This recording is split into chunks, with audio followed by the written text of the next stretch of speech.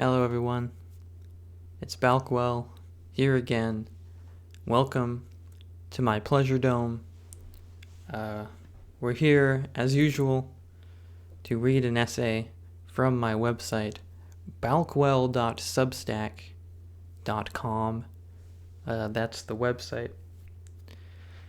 And as you can tell from the title, this essay is about the internet. And it's called The Internet Made Me Stupid. And it's sort of inspired, or in some ways an homage. Not an homage, I don't know what it is. It's inspired by Dr. Don Jolly's video, The Internet Makes You Stupid. I would never be so forceful as that to say it makes everyone stupid. It certainly made me stupid. And it's something I've been coming to realize recently, is that I found myself recently becoming very frustrated with the internet and what goes on there. And I was trying to understand these feelings I was having, because I thought, why isn't it possible for there to be anywhere on the internet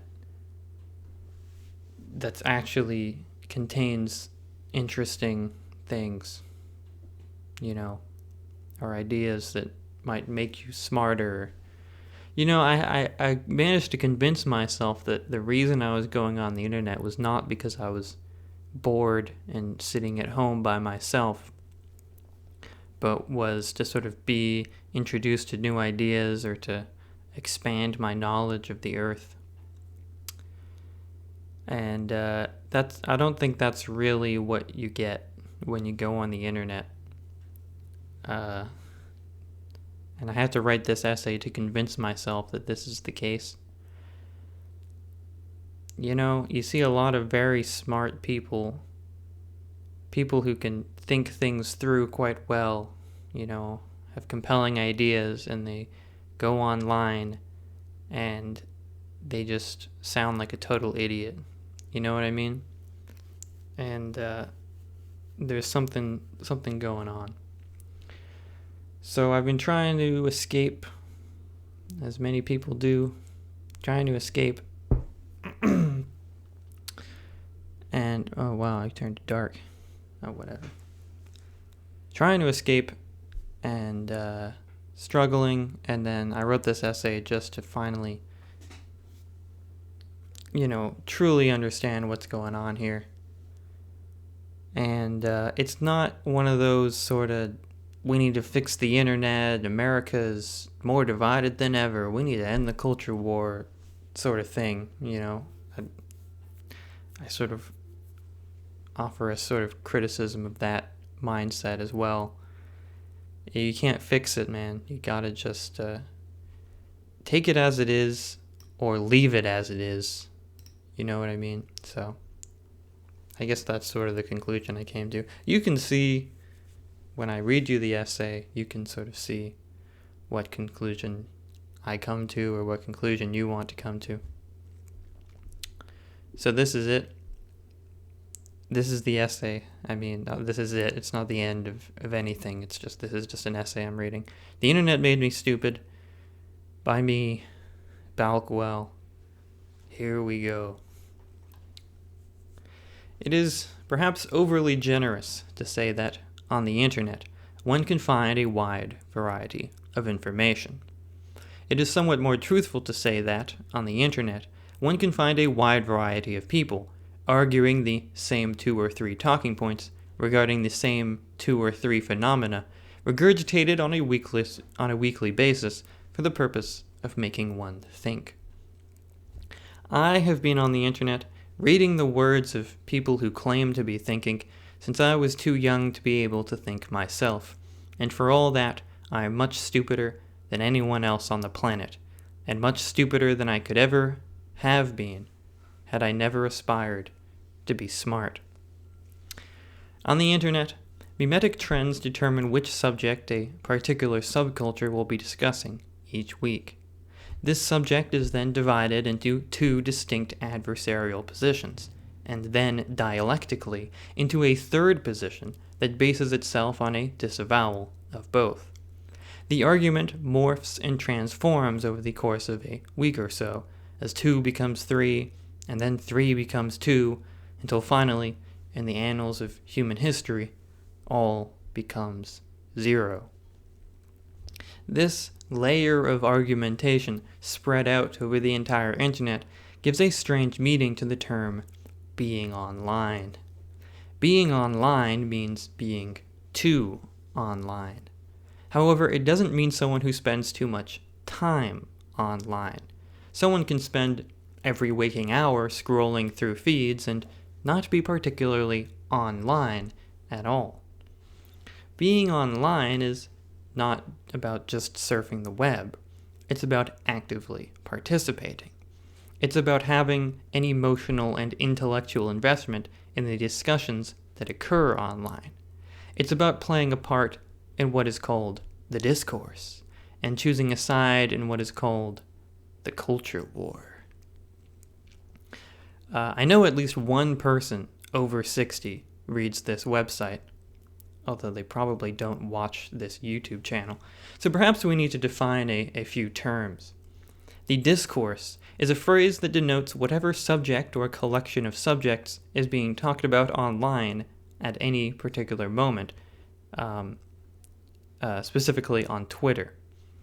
Engaging in the discourse is when someone makes a tweet that proffers an opinion or observation regarding a popular topic, or, as is more often the case, makes a tweet deriding someone else's opinion or observation, often with some spicy newfangled insult that they hope their target doesn't even understand. Subjects relevant to the discourse also pertain to the culture war, which is an all-consuming superstructure that subsumes many familiar antagonisms: political left versus political right, urban versus rural, rich versus poor, racial divisions, national divisions, rivalries between sports teams, people who like Harry Potter versus those who don't, etc. The current idea online is that the world is divided into two extremely ambiguous and ill-defined camps that somehow straddle every one of these issues, fighting out this grand war in the metaphysical realm of the internet, much like how angels and demons fight it out in the ether for the souls of mankind. The discourse is always related to the culture war, because the culture war framework can literally be applied to anything. The argument does not even need to apply to humans or human ideas. Animal behaviors, physics, geological phenomena, these can all become a part of the culture war, as long as one person disagrees strongly enough with another person on the internet.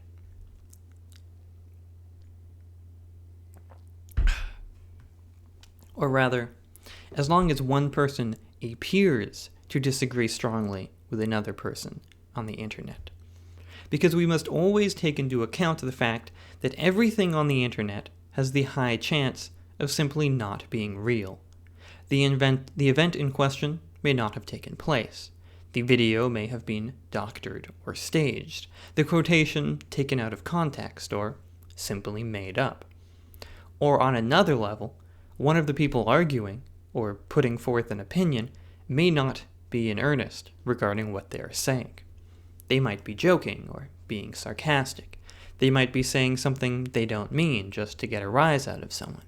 They might be lying, either for their own benefit or someone else's, or they might just be high on mind-melting drugs and performing the equivalent of leaving a recording to their future self, congratulating them on escaping the time loop. All these potentials combine to make it extremely foolhardy to take anything on the internet particularly seriously. We used to say online, the internet is serious business, aka the internet is serious business, SRS, BSNS, i.e., the internet is really stupid and decidedly not important at all. It's somewhat passé and archaic nowadays to claim that everyone you are arguing against online is a 13-year-old boy.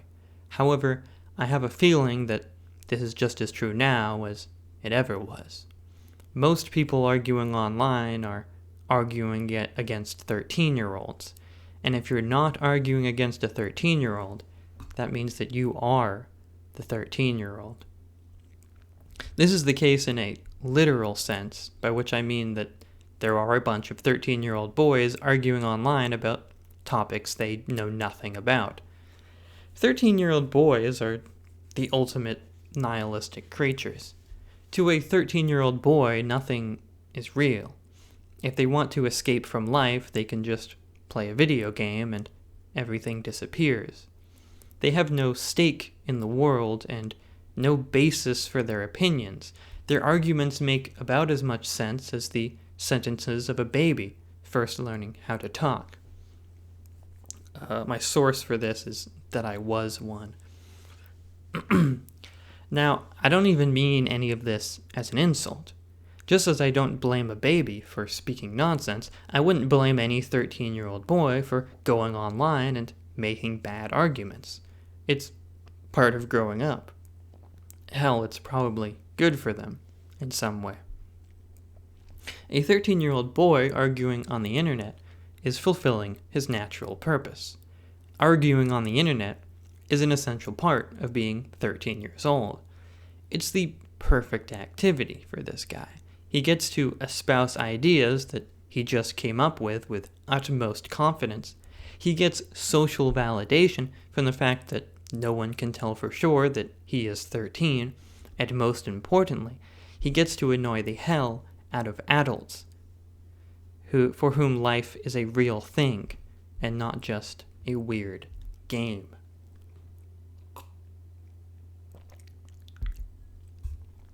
But what's really going on here on a more metaphorical level is that the 13-year-old boys online are not necessarily 13 years old. They might be 40 years old, and they might not even be a boy. The symbolic 13-year-old boy is whoever takes the argument least seriously, whoever has the least to lose. The 13-year-old boy is whichever party understands that when they walk away, win or lose, nothing has changed, because the internet is serious business. In this argument between a 13-year-old and a non-13-year-old, who's the winner? Apodictically, it is always the 13-year-old, regardless of who is right or who is wrong. The 13-year-old boy wins on the basis of being the only one who understands the game. The internet is not a debate club. We're not in an Oxford auditorium here. There are no rules, and there's no reason to operate under the assumption that there are rules. Now, this may make it seem like the 13-year-old boy is a good position to be in. I mean, they win every time, right? And it's true that if you are going to play a stupid game, you may as well play it in a stupid way. Of course, if a game is truly stupid, then playing it is only going to make you stupider, regardless of whether you win or lose. The trouble with being the 13-year-old boy is that it's an intrinsically dishonest position. The 13-year-old boy is playing a character, inhabiting a persona, and this is precisely what allows them to win, even when they lose. The outcome doesn't affect them as a real person, because their real personhood was left at the door. There are many problems that come with that, but I'm not going to get into them right now. So if the winner here is the 13-year-old boy who will slowly but surely destroy himself unless he at some point decides to grow up, the loser must be the adult who has grown up but is still arguing with 13-year-old boys. Because even if you are factually correct, you're still wasting your time proving your correctness to a 13-year-old boy who really does not care. In real life, adults don't really argue with 13-year-olds, except at minor league sports games. This exception is caused by the incongruous circumstance of a 13-year-old boy, the referee, being given authority over adults, the coaches and parents, in the guise of having authority over children, the players. While funny, this exception is not particularly important. Normally, when an adult disagrees with a 13-year-old, they shrug it off as a result of immaturity, or they send them to their room. Maybe if they are a teacher or relative, they will attempt to humor the 13-year-old in order to help the 13-year-old develop their critical thinking skills. Importantly, they do not become emotionally involved in proving the 13-year-old to be wrong.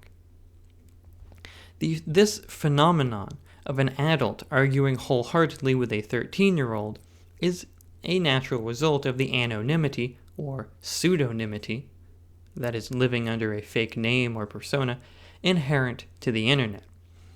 In real life, you tend to know who you're talking to, and you can temper your emotional and intellectual investment accordingly. If you're talking to a friend or colleague about an intellectual subject, you may choose to set your emotions aside to the extent that such a thing is possible. If you're talking to a friend or loved one about an emotionally charged subject, you will argue in earnest, with the understanding that the other side is also arguing in earnest.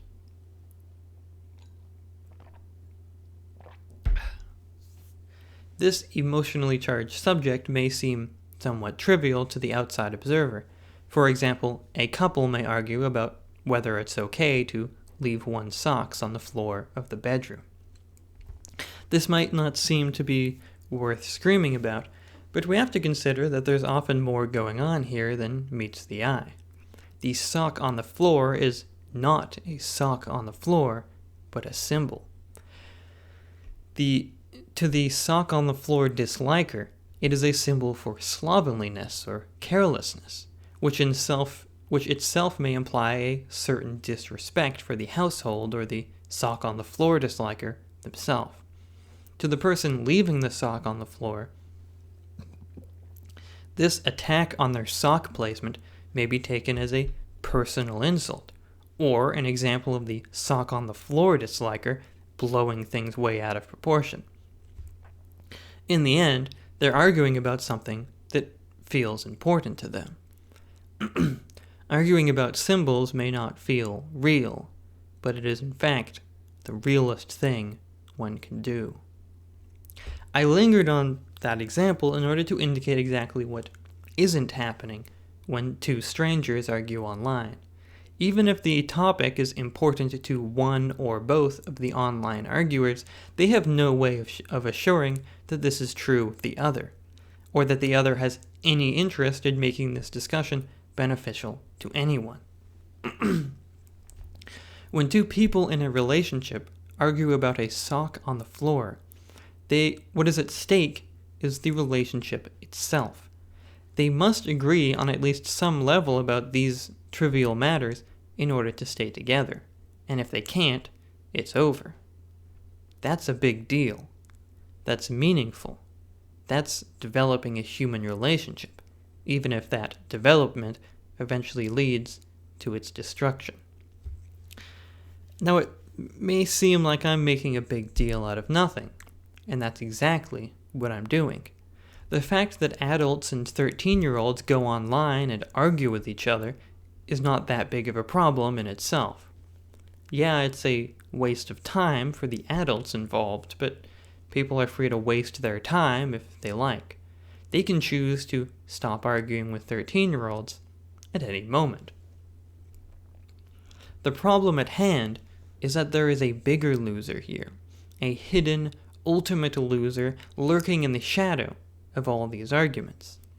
And this loser is you and me, the person or people reading an account of an adult arguing with a 13-year-old boy. There are far more of us than there are 13-year-old boys and the people arguing with them combined, more by a frankly terrifying margin. And it is us, more than anyone else, who have destroyed the internet. An adult sitting in the stands at a minor league hockey game watching an adult coach argue with a 13-year-old referee can recognize the absurdity of the situation. However, online, it is easy to make the mistake of taking an argument somewhat seriously by assuming that the two parties are operating in good faith.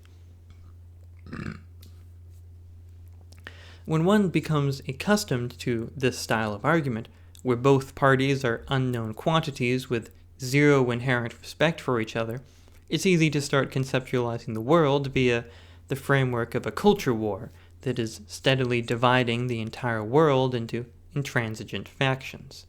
This framework may even bleed into one's own thought processes, as you construct absurd straw men in the opposite camp to test your ideas against.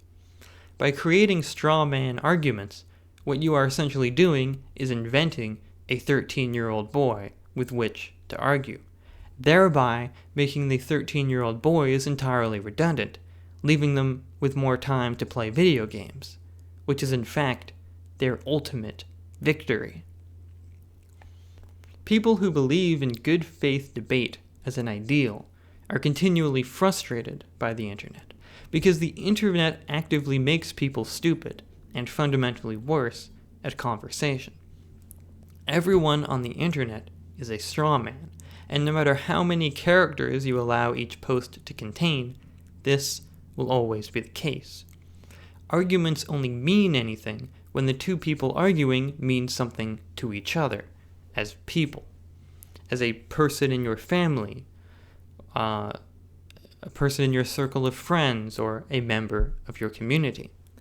This is simply not the case with the people you encounter online, and this leads to arguments that are not two people talking to each other, but instead two people using each other to signal something to a third party, which is the audience, reading the argument. It's like watching two politicians argue on TV, even if the politicians believe that they believe in what they are saying. There's much too convoluted a tangle of irony and cynicism and public spectacle for any of it to mean anything. We don't watch politicians argue on TV in order to learn anything. We watch because it's entertaining. It's kind of fun.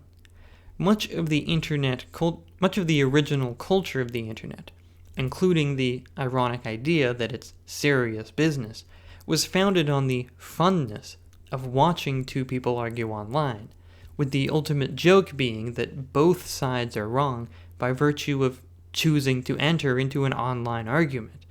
The fact that you can't tell who's the adult and who's the 13-year-old boy is a part of the fun. It seems to me that the only healthy way to engage with the internet is as entertainment, and a particularly vapid form of entertainment at that.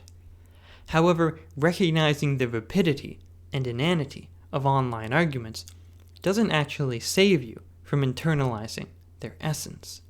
It is so easy to become wrapped up in the miasma of online argument as vapid entertainment, only to find later that you have accidentally become emotionally involved in a whole new way, that you have developed a sincere hatred for the internet, and see its fakeness and stupidity as a genuine problem that needs to be solved. But this itself is just another form of taking the internet seriously. It's taking the very unseriousness of the internet seriously. This is the state of most cultural critics, and in fact, many of those who decry the internet and the culture war. They yearn for a better future for the internet, lament a fake past of the internet, or simply despise the internet as a concept. They hold the internet responsible for a whole series of problems that existed long prior to its development, problems that are actually problems from the real world that were devoured by the internet and spat back out with a new watermark.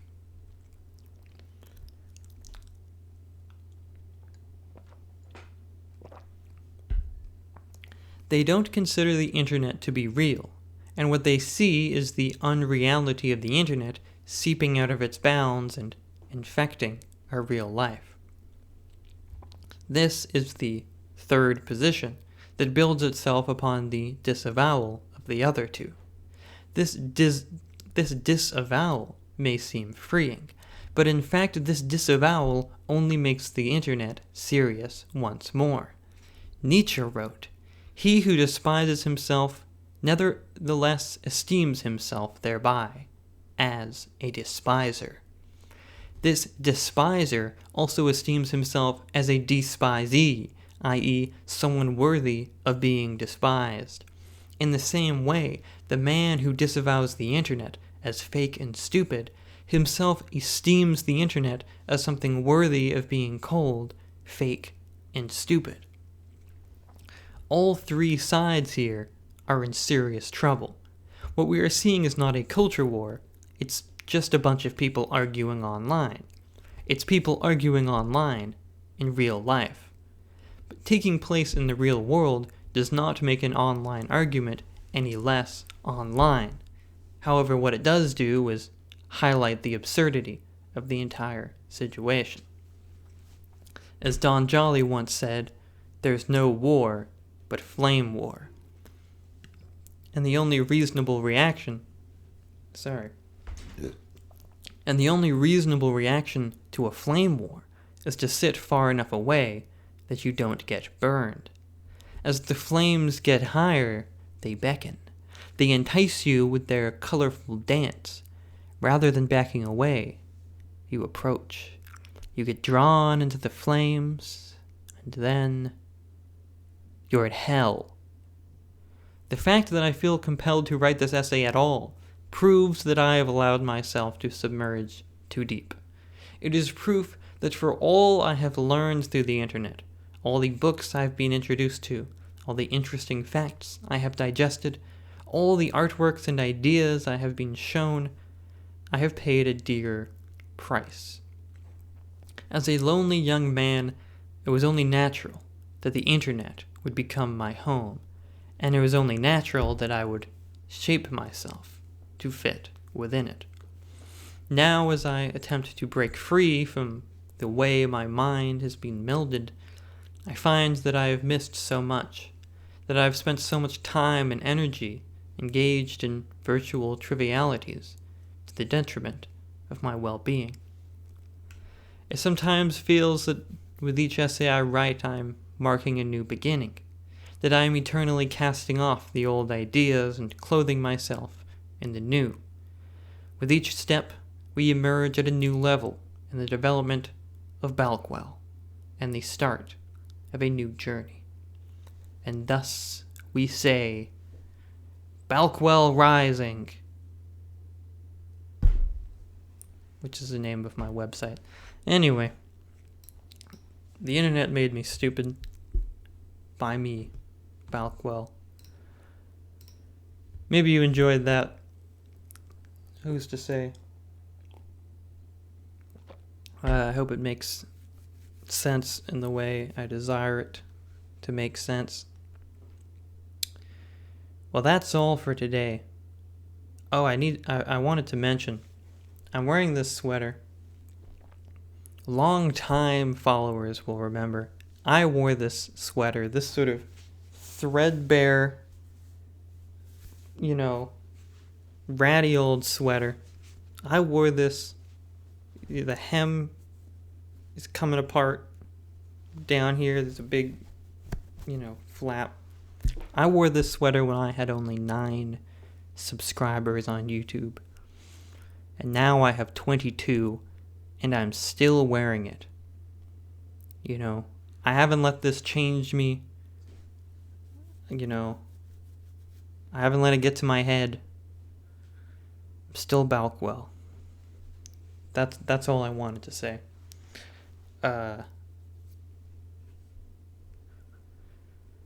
Goodbye.